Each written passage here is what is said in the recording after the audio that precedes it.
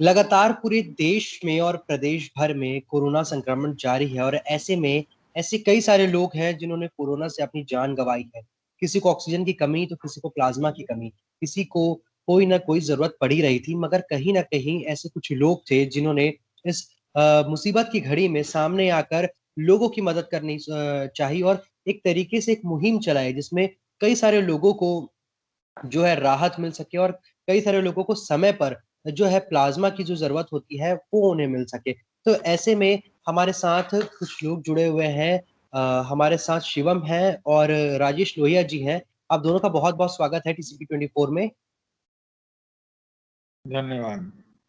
जिस तरीके से पूरे प्रदेश भर में कोरोना महामारी फैली है और ऐसे में लोगों को प्लाज्मा की सबसे ज्यादा जरूरत हो रही है इस समय, तो इस बीच आप लोग एक तरीके से प्लाज्मा वॉरियर्स के रूप में सामने आते हैं। आप लोग किस तरीके से काम करते हैं? जी, इसमें तो हम लोग के पास में सबसे पहले एक डेटाबेस तैयार होता है हमारे पास, कि जो डोनर्स हैं, जो कोरोना से ठीक हो चुके मरीज हैं, जो रिक्वायर्ड टाइम फ्रेम है उसके पहले की, उनका एक डेटाबेस तैयार करके रखते हैं। और फिर सारे हम लोग सोशल मीडिया के ऊपर में अपने आप को हमने इतना वायरल कर दिया कि जो भी हॉस्पिटल्स के अंदर में प्लाज्मा की रिक्वायरमेंट जिन मरीजों को हो रही है, वो लोग हमारे तक पहुंच पा रहे हैं और वो हमको अपनी रिक्वेस्ट भेजते हैं और फिर हम उनका ब्लड ग्रुप से, जो हमारे पास में अवेलेबल डोनर्स हैं, उनके ब्लड ग्रुप को मैच करके और उसको हम मुहैया कराते हैं उनको। ये शिवम हमारी जी, आपसे मेरा सवाल है कि किस तरीके से आप लोग व्हाट्सएप के माध्यम से और सोशल मीडिया के माध्यम से लोगों से जुड़ते हैं, तो किस तरीके से डोनर्स आपके पास किस तरीके से पहुंचते हैं?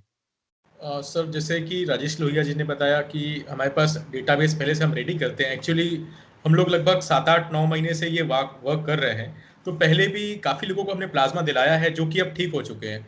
तो कहीं न कहीं हमें जो हमने पहले मदद की थी लोगों की, वही उठ के सामने भी आते हैं हमारे पास। हालाँकि ऐसे लोग बहुत कम होते हैं, बट हमको डेटाबेस से सर्च करना पड़ता है। और फिर जो पेशेंट्स होते हैं, उनके शायद उनके पास हमारे कॉन्टैक्ट नंबर्स ऐसे वायरल हो चुके हैं कि हमारे पास अपने मन से उनका डेटा आ ही जाता है, कॉल से, व्हाट्सएप से, और सारे मेथड्स, सोशल मीडिया भी इसमें पॉसिबल है। तो एक चीज आती है सामने कि इतने कम समय में लोगों की इतनी भारी मात्रा से आप जुड़ चुके हैं। प्लाज्मा आप लोग लोगों को मुहैया कराते हैं, जो जिनको जरूरत होती है उनके डिटेल्स आप तक कैसे पहुंचते हैं? सर, ऐसा होता है जो कि ऑलमोस्ट सारे हॉस्पिटल्स में हमारे कॉन्टैक्ट नंबर्स की लिस्ट भी चिपकी हुई है हमारी टीम की, और काफ़ी लिस्ट हमारे जो सोशल मीडिया है, इनफैक्ट व्हाट्सएप ग्रुप्स हैं, और बाकी जो लोग हैं, जैसे मैं कहीं बैठता हूँ तो मेरे जहाँ आसपास के लोगों को पता है कि मैं ये सब सोशल काम करता हूँ, तो अपने मन से वो कॉन्टैक्ट करते हैं कि ये भी चीज़ है। और इतनी वायरल हो चुकी है सर वो लिस्ट की शायद दिन भर के हमारे पास 300, 350, 400 कॉल्स ऐसे ही रैंडम आ ही जाते हैं कि प्लाज्मा की रिक्वायरमेंट है। भले हो सकता है कि पेशेंट एक हो और उसके लिए 5 लोग या 10 लोग मिलके घर वाले ढूँढते हैं, तो वो सबके कॉल आते हैं। हो सकता है शायद इसका answer call of number of call ज़्यादा होते हैं, बट हाँ, वो कैसे ना कैसे करके हमारे तक पहुँच ही जाते हैं। राजेश जी, आपसे मेरा सवाल है कि किस तरीके से, जिस तरीके से लोग आपके पास आते हैं, आप उनकी मदद करते हैं, डोनर्स को आप लोग एक तरीके से सेफ साइड रखते हैं, तो इसमें जो पूरा प्रोसेस होता है, ये प्रोसेस किस तरीके का होता है?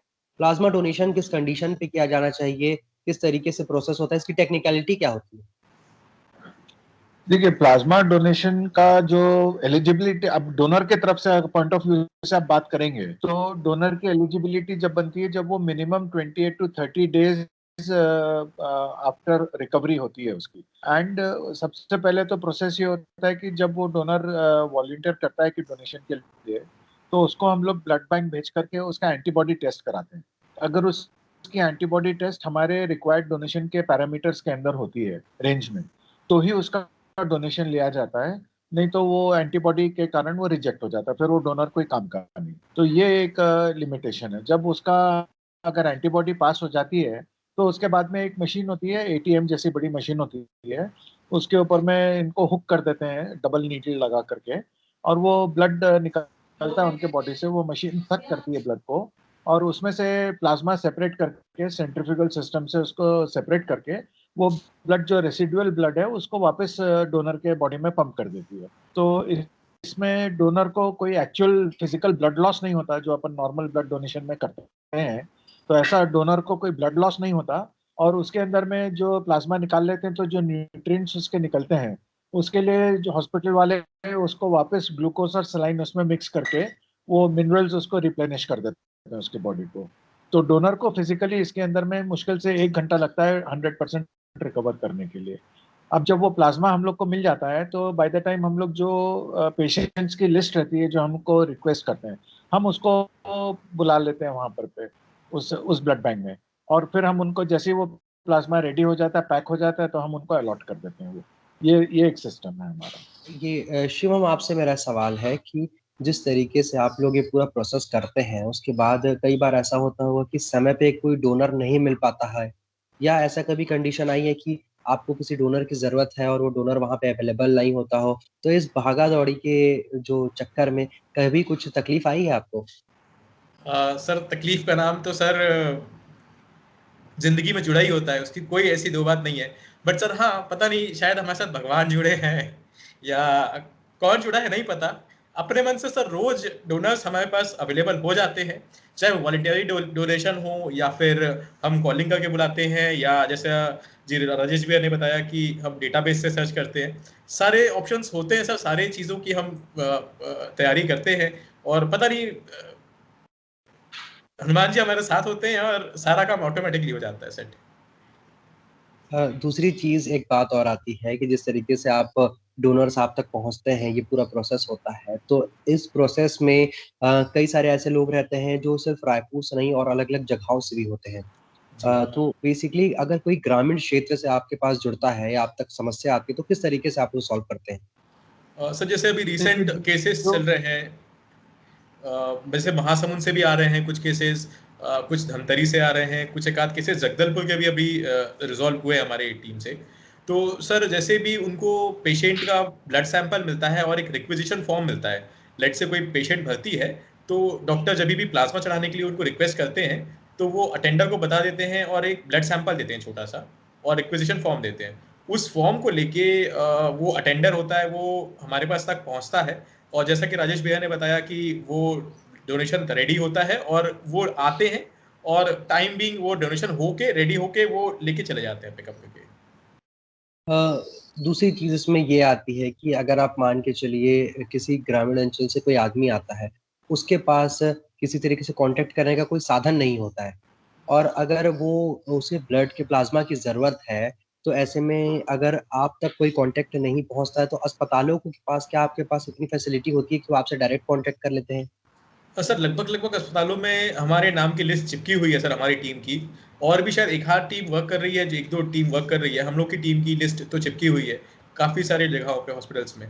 तो वो लोगों को नंबर हमारा अवेलेबल हो जाता है, और कहीं ना कहीं से उनके जो कम्युनिकेशंस हैं शहर में, जो उनके तार जुड़े हुए हैं कुछ ना कुछ लोगों से, वो हम तक पहुंच ही जाते हैं। और उस जो मैसेज होता है जो हमारे तक आता है, उसमें अटेंडर का कॉन्टैक्ट नंबर लिखा होता है, तो हम उनको सामने से कॉल कर लेते हैं कि आपको ज़रूरत है, आपको नीड है, तो हम आपको टोकन अलॉट कर रहे हैं, और आपको ये नंबर है, और आपको जल्दी से प्लाज्मा अवेलेबल करा दिया जाएगा। राजेश जी, दिन भर में जब से आप तकरीबन कितने दिन हो गए आप लोगों को ये करते हुए? ये हमने चालू किया था पिछले मई में, मई 2000 अप्रैल 2020 से चालू किया। तो तब से कंटिन्यूएशन में है पूरा? कंटिन्यूस, तब से कंटिन्यूस प्रोसेस। अब तक आपने कितने लोगों की मदद कर दी होगी? आई थिंक हमारे तरफ से रिकॉर्डेड डोनेशंस जो हैं वो 1000 के ऊपर हो गए होंगे, और अनअकाउंटेड या अनरिकॉर्डेड जो हम लोग पहले डेटाबेस मेंटेन नहीं कर रहे थे, वो उस समय भी करीब 300-400 होंगे। लेकिन अब उसका कोई, चूंकि हमने कोई शुरू में इस नज़रिए से कभी किया नहीं था कि डेटाबेस रखना पड़ेगा या काउंट हमको बाद में जरूरत पड़ेगी या बताने के लिए हमको वो करना होगा, वो हमने नहीं किया कभी।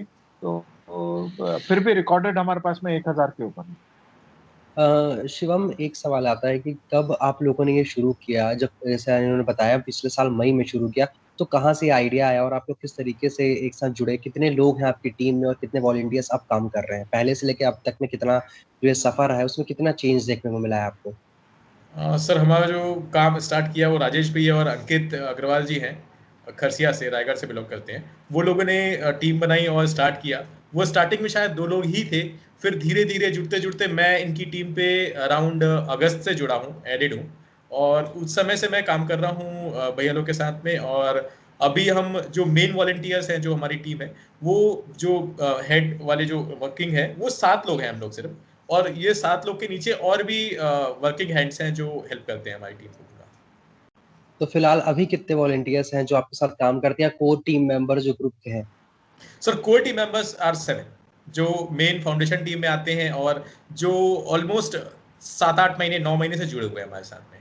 तो ये कौन उन 7 लोगों का नाम बताइए जो प्लाज्मा हीरोज हैं इस वक्त छत्तीसगढ़ में। सर सबसे पहले आपके सामने एक राजेश भैया बैठे हुए हैं, राजेश लोहिया जी हैं, एक अंकित अग्रवाल जी हैं, वो उन्होंने शुरुआत की थी और पिंकी दीदी है, पिंकी अग्रवाल जी, पिंकी मनीष अग्रवाल नाम है उनका, पायल लाट है, शिवम अग्रवाल मैं हूँ और उदित अग्रवाल है, रजत अग्रवाल है और ज्योति दीदी हैं, वो भी हमारे साथ काफ़ी समय से जुड़ी हुई है।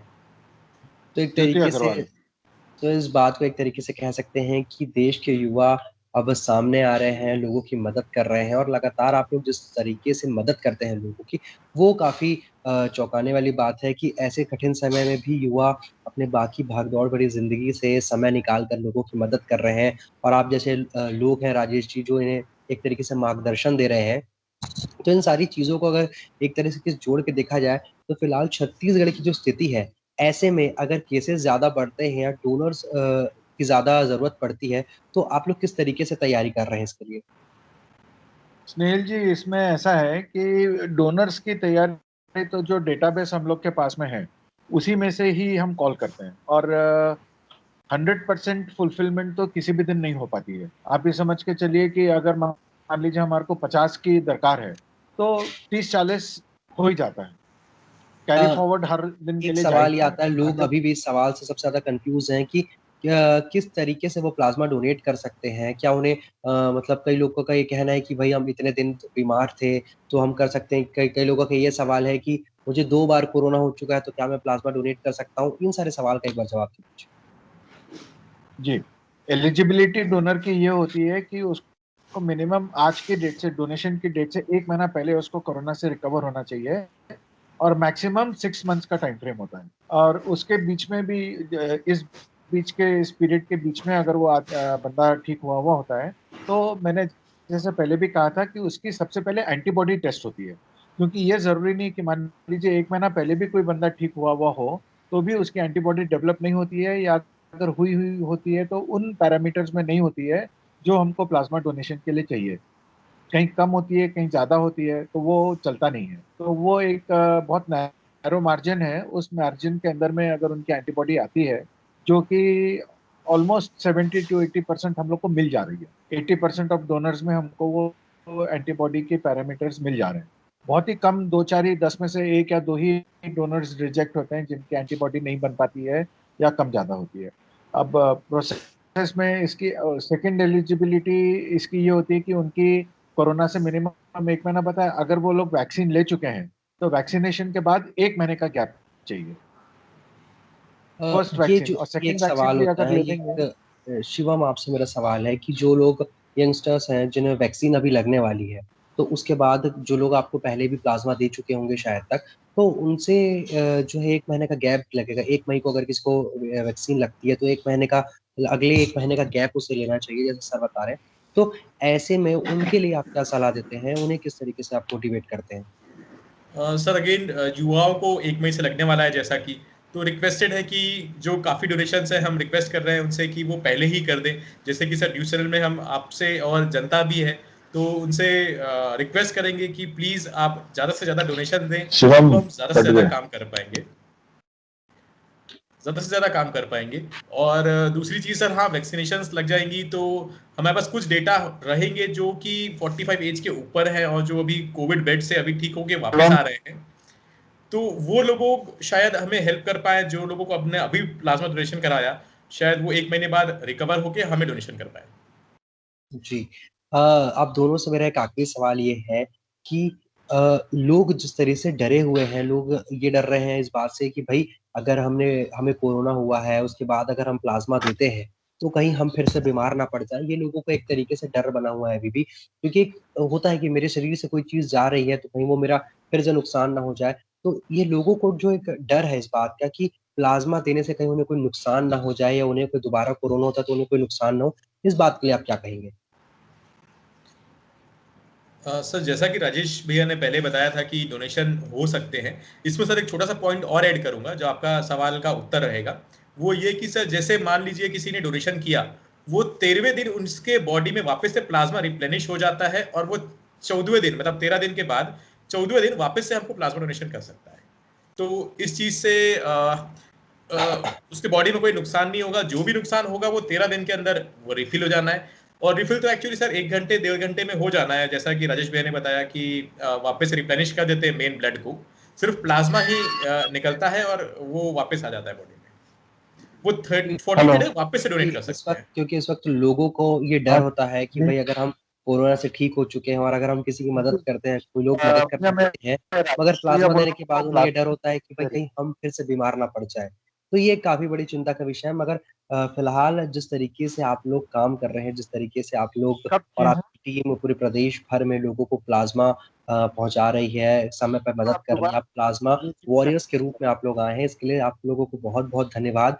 साथ ही साथ आपसे एक आखिरी सवाल पूछना चाहूँगा कि जिस तरीके से स्थिति बिगड़ती है, अगर किसी व्यक्ति को एक बार कोरोना हो चुका है, उसे दोबारा एक कोरोना हुआ है, मिनट तो कई सारे केसेज़ ऐसे भी आए हैं कि उसे 3 बार भी कोरोना हुआ है कहीं, तो क्या वो प्लाज़्मा दे सकते हैं?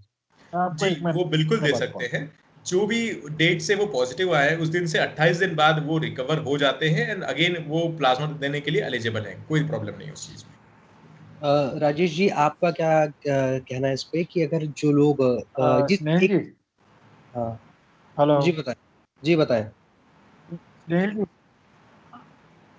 हेलो। जी, आपकी आवाज़ आ रही है मुझ तक। हाँ, मैं सिर्फ़ आपके माध्यम से ये एक मैसेज आम पब्लिक को देना चाहता हूँ। कोरोना की जंग में आपकी जीत तभी है, जब आप कोरोना से एक कदम आगे चल रहे हैं। शुरुआती लक्षण जो पहला लक्षण आपको जिस दिन मिलता है, आप उसी दिन से अपना मेडिकेशन चालू कर दीजिए, इर्रिस्पेक्टिव कि आपकी रिपोर्ट क्या आ रही है, क्या नहीं आ रही है। देखिए, इसमें बेसिकली 2 ही मेन दवाई जो डॉक्टर्स दे रहे हैं, एक्सेप्ट जो सप्लीमेंट्स हैं, विटामिन्स हैं, उसके अलावा जो दे रहे हैं, एक आपको एज़िथ्रोमाइसिन दे रहे हैं और एक आइवरमेक्टिन दे रहे हैं। ये दोनों चीज़ आपको ज़्यादा नुकसानदायक कहीं नहीं है, बल्कि अगर आपको हल्का-फुल्का इन्फेक्शन भी है, तो ये उससे निकल जा रहा है। आप अगर कोरोना के आगे एक कदम चल रहे हैं, तो आपको इतनी सीवियर प्रॉब्लम नहीं होगी, ऑक्सीजन की दरकार नहीं पड़ेगी और हॉस्पिटलाइज़ेशन तक जाने की शायद नौबत भी ना आए। लेकिन अगर आप 2-3 दिन अपने आप को इग्नोर कर रहे हैं और उस वायरस को अपने आप में पनपने दे रहे हैं, तो 100% आप तकलीफ में आने वाले हैं। तो जनता को ये समझना चाहिए कि आपको कोरोना से एक कदम आगे चल के पहले सिम्पटम में आप मेडिकेशन अपनी चालू कीजिए। ये सभी डॉक्टर्स और सभी एडवाइज़र्स और आप देखते हैं पूरे चारों तरफ सभी लोग यही बोलते हैं। तो आम पब्लिक को इसका संज्ञान लेना चाहिए। धन्यवाद।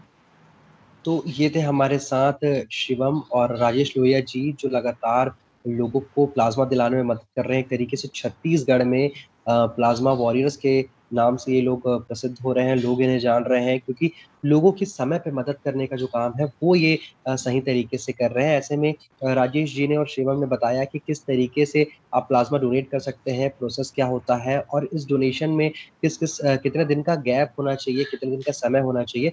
तो आप लोगों से भी मैं अनुरोध करूँगा कि आप भी जाएँ, प्लाज़्मा डोनेट करें। अगर आपको 28 दिन का समय हो चुका है वैक्सीनेशन लगा के या जिस तारीख को, जिस अवधि को राजेश जी ने बताया कि इस अवधि से इस अवधि तक आपको कोरोना हुआ है, तो इसके बाद आप डोनेट कर सकते हैं, तो आप भी प्लाज़्मा डोनेट करें, ताकि किसी ज़रूरतमंद के काम आ सके और ऐसे लोग जो लगातार मदद कर रहे हैं लोगों की, इनकी भी एक मदद होगी, क्योंकि आपके आगे आने से ही शायद तक समाज में कुछ सुधार आए।